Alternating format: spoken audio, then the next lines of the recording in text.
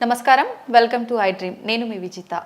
ప్రస్తుతం మనతో పాటు ఉన్నారు కౌన్సిలింగ్ సైకోథెరపిస్ట్ పద్మా కమలాకర్ గారు మనతో పాటు ఉన్నారు. ఇప్పుడు వారితో మాట్లాడి అసలు ప్రస్తుత కాలంలో సంవత్సరం పెళ్ళై ఏడాది తిరగక ముందే ఎక్కువగా విడాకులు అయిపోతూ ఉన్నాయి.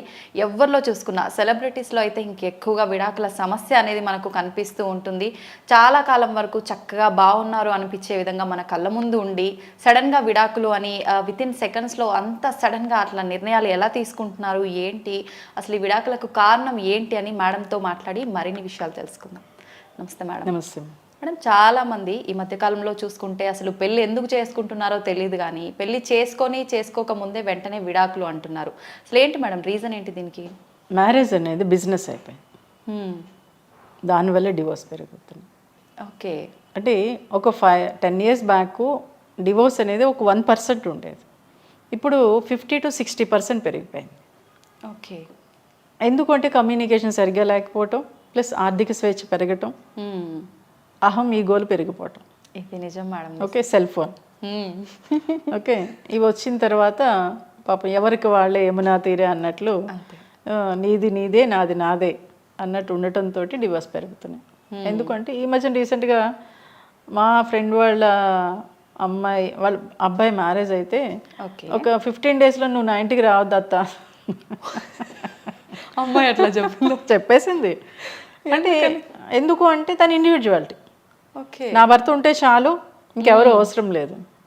దీనికి ఇంకోటి కూడా చెప్తా. ఒకసారి నా దగ్గరకు ఒక ఆయన వచ్చాడు, వాళ్ళ అమ్మాయి మ్యారేజ్ గురించి అత్తమామలు ఉండకూడదు, ఆడపడుచులు ఉండకూడదు, మరుదులు ఉండకూడదు, ముందే కండిషన్ పెట్టాడు.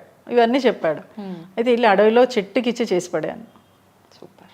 అదేంటి మేడం అలా అంటారు అని చెప్పి పైకి లేచాడు. కూర్చోండి సార్, మీరు ఎవరి దగ్గర ఉంటున్నారు, ఎవరి దగ్గర పెరిగారు, ఈ ఫ్యామిలీ మెంబర్స్ లేకపోతే మీరు ఈరోజు ఉండగలరా? అవును, లేరు కదా. కాబట్టి వీళ్ళెవ్వరూ లేకుండా మీ అమ్మాయి పెళ్ళి ఎలా చేస్తారు అని చెప్పేటప్పటికి సారీ మేడం. సారీ కాదు సార్, అమ్మాయిల ప్యాంపరింగ్ పెరిగిపోతుంది బాగా. అసలు ఎలా ఉంటుందంటే గుడికి వెళ్ళి అమ్మవారిని పూజిస్తారు, ఇంటికి వచ్చి భార్యని తిడతారు, ఓకే, అమ్మని తిడతారు. కానీ కూతుర్ని ప్యాంపరింగ్ చేస్తూ ఇలాగే ఉండాలి అంటే ఎలా? కష్టం అంటే తెలియాలి. ఓకే, సుఖం ఒకటే కాదు, కష్టం ఉంటేనే తను ఆనందపడగలుగుతుంది, హ్యాపీగా ఉండగలుగుతుంది. లేదు ఎవరూ లేకుండా ఇంక అడవిలో ఉంటేనే హ్యాపీగా ఉంటుంది కదా సార్, ఇంట్లో ఇంకా అవసరం లేదు అని చెప్పేటప్పటికి స్టన్ అయ్యాడు. తర్వాత కాస్త రియలైజ్ అయ్యాడు. తర్వాత మెల్లగా ఆ అమ్మాయిని బంధువులు ఇంట్లో వదిలేయటం చేయటం అది చేశాడు. ఎందుకంటే ఎవరిని ఇష్టపడేది కాదు. ఓకే, సో కాబట్టి ఇప్పుడు పెళ్ళిళ్ళు అలాగే ఉంటున్నాయి. అలాగే ఏంటంటే కాస్త ఆ అబ్బాయి కానీ అమ్మాయి కానీ కాస్త ఈగో ఎక్కువ ఉంటే మటుకు ఆటోమేటిక్గా నువ్వేంటి నేనేంటి అనే వేలోకి వెళ్ళిపోయి అసలు కనీసం మాట్లాడుకుందాము అనేవే ఉండట్లేదు. ఒకే ఒక్క రీజన్, అంటే నా దగ్గరికి వచ్చిన కేసు డివోర్స్కి వెళ్ళిపోయారు వాళ్ళు. ఓకే, అప్పట్లో ఒక ఎస్ఐ ఉండేవారు, ఆయన ముందు మా దగ్గరికి పంపించి అప్పుడు ఆయన కేసు కట్టేవారు. ఒక చిన్న సినిమాకి తీసుకెళ్ళలేదు, నాకు వీడొద్దు. వామ్మో, అక్కడ రీజన్ ఏంటి అబ్జర్వ్ చేయట్లా పేరెంట్స్ కూడా. మా అమ్మాయి సినిమాకి తీసుకెళ్ళి వాడికేంటి మాయరోగం అనే వేలోనే తిడుతుంది ఆవిడ. నేను మేడం మీరు ఆగండి, ఇప్పుడు సమస్య ఎక్కడైనా ఉంటుంది, అసలు తను ఎందుకు సినిమాకి తీసుకెళ్ళట్లేదు అని మీరు అడిగారా అంటే ఎందుకు అడగాలి అంది. మరి సినిమాకి తీసుకెళ్ళలేదు అనేది కదా మీరు డివోర్స్కి వచ్చారు, కాబట్టి అసలు ఎందుకు తీసుకెళ్ళలేదు ఏంటి అనేది అడగాలి కదా అని క్యాజువల్ కూర్చోబెట్టి ఆ అమ్మాయిని కాస్త రిక్వెస్ట్ చేసి, మేడం ఇప్పుడు మీ మదరు ఫాదరు బాగున్నారు కదా, వాళ్ళు ఈ ఏజ్లో కూడా హ్యాపీగా ఫ్యామిలీని లీడ్ చేస్తున్నారు, మీరు ఇప్పుడే పెళ్ళయింది ఏంటి అసలు ఇది ఒక చిన్న రీజన్ ఇది అసలు దీనికోసం? కాదు మేడం నేను అడక్కడక్క అడిగాను. వెరీ గుడ్, అడక్కడికి అడిగావు కదా, ఓకే, ఇప్పుడు మిగిలిన విషయాలు మీ హస్బెండ్ ఎలా ఉంటున్నాడు అంటే లేదు బాగానే ఉంటున్నాడు. మరి బాగానే ఉంటున్నాడు అని మీరే చెప్తున్నారు, ఈ ఒక్క రీజన్ ఏంటి అనేది మీరు అబ్జర్వ్ చేయాలి కదా అంటే మా అమ్మకి చెప్పా మా నాన్నకి చెప్పానండి, తీసుకెళ్ళలేదు కదా వచ్చే ఇంటికి అన్నారండి. ఇంటికి వచ్చేయమన్నారు, ఇంటికి వచ్చేసాక కేసు పెట్టారు. కాబట్టి అది రీజన్. తర్వాత నేను కూర్చోబెట్టి ఆ అమ్మాయిని అబ్బాయిని కూర్చోబెట్టి, సార్ మీకు ఏంటి ఎందుకు అమ్మాయిని సినిమాకి తీసుకెళ్ళిపోయారు, మీరే కదా ఫోన్ అబ్బాయి పాపం ఫోన్ చేసి చెప్పాడు సినిమాకి వెళ్దాం ఈవినింగ్ అంటే. అప్పుడు పాపం మా అబ్బాయి చెప్పింది ఏంటంటే ఆఫీస్లో వాళ్ళ బాస్ దగ్గర ఈ అబ్బాయి ఉండిపోయాడు. అర్జెంట్ ఏదో వర్క్ ఉండి నువ్వు ఇది చేసి వెళ్ళాలమ్మా అంటే ఫోన్ కూడా మాట్లాడినవరట. ఓకే. దాంతో ఆ అబ్బాయి అది కమ్యూనికేట్ చేయలేకపోవడంతో ఇంటికి వచ్చాక చెప్దామన్నా వినట్లేదు మేడం. వెంటనే ఇమీడియట్గా తను పుట్టింటికి వెళ్ళిపోయింది. ఇది ఎంత సిల్లీగా ఉంది.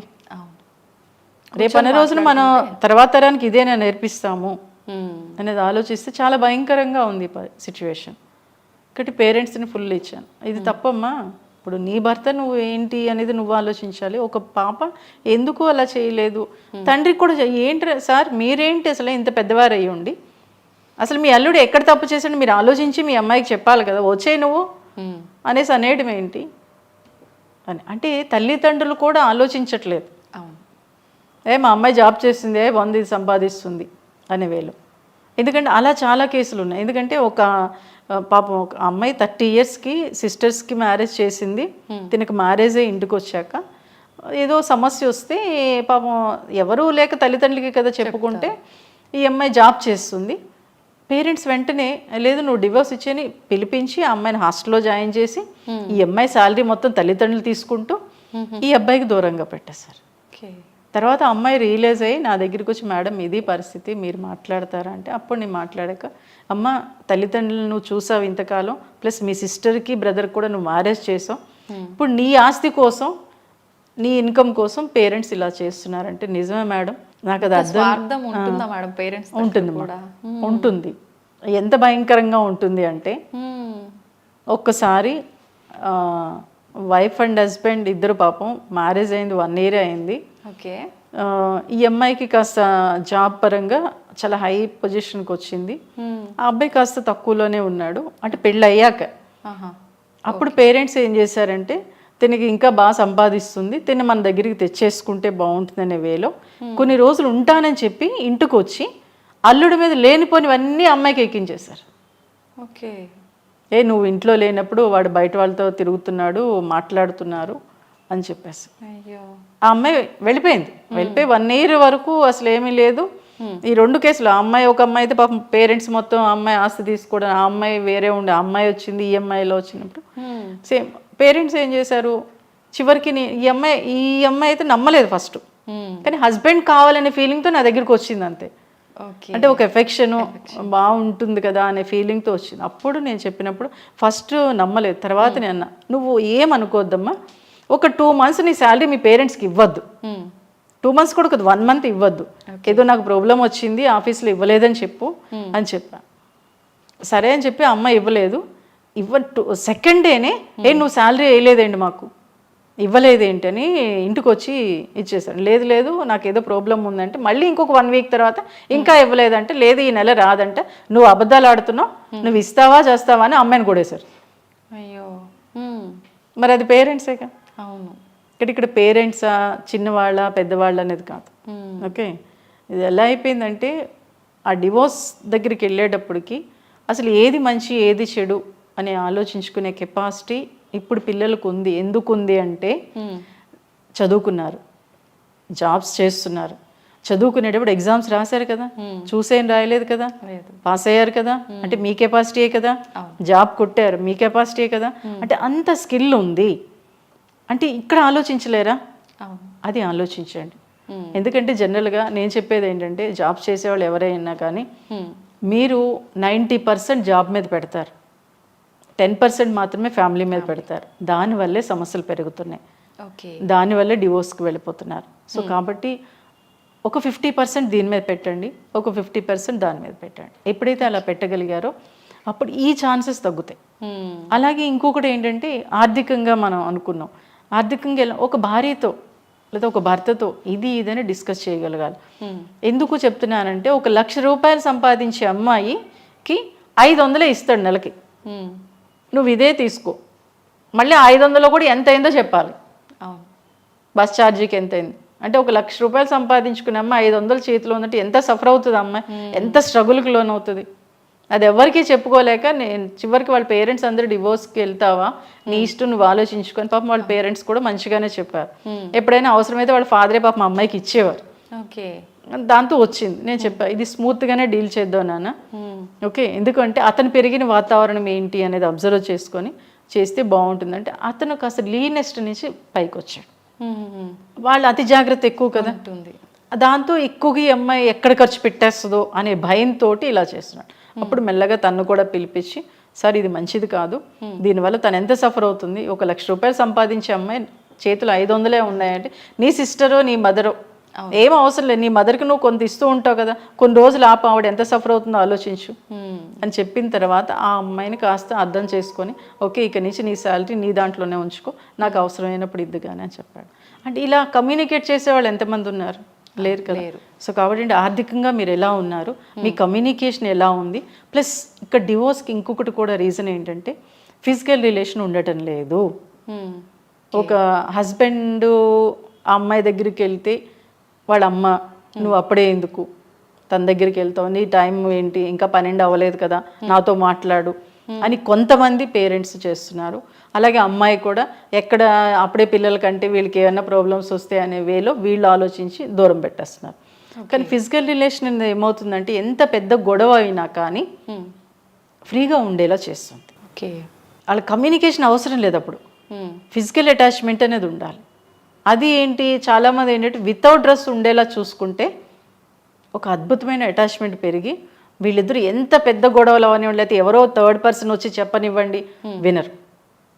మీ ఇద్దరం ఒకటే అనే ఫీల్. ఎందుకంటే ఆ టచ్ అనేది వీళ్ళ హార్మోన్స్ని చాలా పవర్ఫుల్గా యాక్టివ్గా ఉండేలా చేస్తుంది. ఓకే, అది చాలామంది చేయరు. ఏదో ఎలా ఉంటుందంటే నెలకు ఒకసారో 2 నెలలకు ఒకసారో 3 నెలలకు, ఏంది అది అసలు? వైఫ్ అండ్ హస్బెండ్ పెళ్ళయింది, మీరిద్దరు హ్యాపీగా ఉండాలి. కాబట్టి మీ ఇద్దరి మధ్యన రిలేషన్, ఫిజికల్ రిలేషన్ అనేది మీ ఇద్దరు మాట్లాడుకునే విధానం ఫస్ట్, తర్వాత మీ అటాచ్మెంట్ అనేది అన్ని టానిక్ల కన్నా సెక్సే ఒక చక్కటి టానిక్ వైఫ్ అండ్ హస్బెండ్కి. దాన్ని మర్చిపోతున్నారు. అలా మర్చిపోవటం వల్లే డివోర్స్కి వెళ్ళిపోతున్నారు. సో కాబట్టి కమ్యూనికేషను, ఆర్థిక స్వేచ్ఛ ప్లస్ థర్డ్ పర్సన్ చెప్పింది కరెక్టా కాదా అని ఆలోచించకుండా ముందుకెళ్ళటం అనేది చాలా చెత్త విషయం. ఓకే, ఎందుకు అంటే థర్డ్ పర్సన్ చెప్పగానే నమ్మేస్తుంటారు చాలామంది, హస్బెండ్ కానీ వైఫ్ కానీ. అదొక్కటి చూసుకోవాలి, థర్డ్ పర్సన్ చెప్పింది కరెక్టా రాంగా. ఒక్కొక్కసారి చూసింది కూడా మనకి నిజం అవ్వకపోవచ్చు. కానీ చాలామంది అదిగో అలా మాట్లాడేశాడు, కొలిగిని తీసుకుని బయటకు వెళ్ళిపోయాడు అని చూస్తారు. అది ఎందుకు వెళ్ళారు ఏంటి? ఇప్పుడు ప్రతి ఆఫీస్లో మీరు చూడండి, అమ్మాయి అబ్బాయి కలిపి చేయాల్సి వస్తుంది, తప్పదు. ఇక్కడ ఆ అనుమానం జబ్బు అనేది ఉండకూడదు. ఎందుకంటే కామన్ ఇది, అటు అబ్బాయి కానీ అమ్మాయి కానీ. ఆ అబ్బాయిలో కాస్త ఎక్కువ ఉంటుంది, ఎందుకంటే తిని ఎక్కువ మాట్లాడేయచ్చు, భార్య మాట్లాడకూడదు. దాన్ని మార్చాలి. ఓకే, ఎందుకంటే నేను ఒక అమ్మాయితో మాట్లాడుతున్నాను, నా భార్య మాట్లాడితే తప్పేంటి? తను వర్క్ పరంగా మాట్లాడుతుంది, తను వర్క్ పరంగా బయటకు వెళ్తుంది, తను బిజినెస్ చేస్తున్నా లేకపోతే ఒక ఆఫీస్లో వర్క్ చేస్తున్నా, అది అవసరం ఈ రోజుల్లో. అందుకే తల్లిదండ్రులు నేను ఒకటే చెప్తా, కో ఎడ్యుకేషన్లో జాయిన్ చేయండి. దానికి మించిన అద్భుతమైనది ఏమీ లేదు. అమ్మాయినేమో తీసుకెళ్ళి గర్ల్స్ స్కూల్లోనో, గర్ల్స్ హాస్టల్లో లేకపోతే గర్ల్స్ కాలేజీలో వేస్తున్నారు, అబ్బాయిని అలాగే చేస్తున్నారు. ఎప్పుడైతే ఇలా చేశారో అసలు అమ్మాయితో అబ్బాయి ఎలా ఉండాలి, అమ్మాయి అబ్బాయితో ఎలా ఉండాలి అనేది తెలియట్లేదు. అవును, ఇప్పుడు మేమందరం కో ఎడ్యుకేషన్లో చదువుకున్నాం, అప్పుడు మాకు అసలు ఏం ఉండేది కాదు. చాలా చక్కగా వాళ్ళతో అమ్మాయితో ఎలా మాట్లాడి అబ్బాయితో అలాగే మాట్లాడి కాస్త మన ఎక్కడ ఎలా మాట్లాడాలి ఏంటనేది పేరెంట్స్ చెప్పేవారు. ఓకే, మీరు కలిసి ఆడుకోండి, కలిసి మాట్లాడుకోండి, తప్పేం కాదు. అప్పట్లో కూడా నోట్స్లు ఇంటికి తీసుకొచ్చి ఇచ్చేవారు, ఎక్కడికైనా వెళ్ళాలంటే తోడొచ్చేవారు. కానీ పేరెంట్స్ ఏం అనుమానించలేదుగా. కానీ ఇప్పుడు ఏంటి, పేరెంట్స్ ప్రతిదానికి భయపడుతున్నారు. అలా భయపడటం వల్ల ఏమవుతుందంటే ఇంటర్కి వచ్చేటప్పటికి ఈ లవ్వులు కోలు పెరిగిపోయి స్పాయిల్ చేసుకుంటున్నారు. సో కాబట్టి డివోర్స్ వరకు వెళ్ళొద్దు దయచేసి. ఎందుకంటే డివోర్స్ అనేది ఇప్పుడు ఇంకొక వ్యక్తిని చేసుకున్న ఈ ప్రాబ్లం కాకపోతే ఇంకొక ప్రాబ్లం వస్తుంది.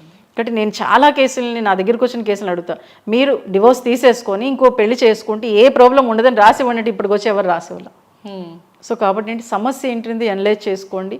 ఆ సమస్యని ఓకే మీ వరకు అవ్వట్లేదు అని అనుకున్నప్పుడు మాలాంటి కౌన్సిలర్స్ దగ్గరికి వెళ్ళండి. అంటే ఇంతకుముందు పెద్దవాళ్ళు చెప్పేవారు, ఇప్పుడు చెప్పట్లేదు, మీరు విడిపోండి అంటున్నారు.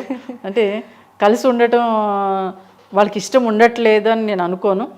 కానీ కలిసి ఉంటే ఏంటి అంటే ఒక డ్రెస్ మార్చినంత ఈజీగా మొగుడు పెళ్ళాన్ని మార్చేయచ్చు అనే వేలోకి మైండ్లో వెళ్ళిపోతున్నాయి. అది వద్దు దయచేసి. ఎందుకంటే మన కల్చరు, మన సాంప్రదాయాన్ని మనం నాశనం చేయొద్దు. నాశనం చేయకుండా, డివోర్స్ వరకు వెళ్ళకుండా ఏం చేస్తే బాగుంటుందని మీకు మీరుగా ఆలోచించినప్పుడు పరిష్కారం దొరుకుతుంది. ఆ వేలో ముందుకెళ్తే హ్యాపీగా మన తర్వాత తరానికి మంచిని అందించిన వాళ్ళు అవుతాం. నిజం madam, 100% true madam. Thank you madam. Thank you.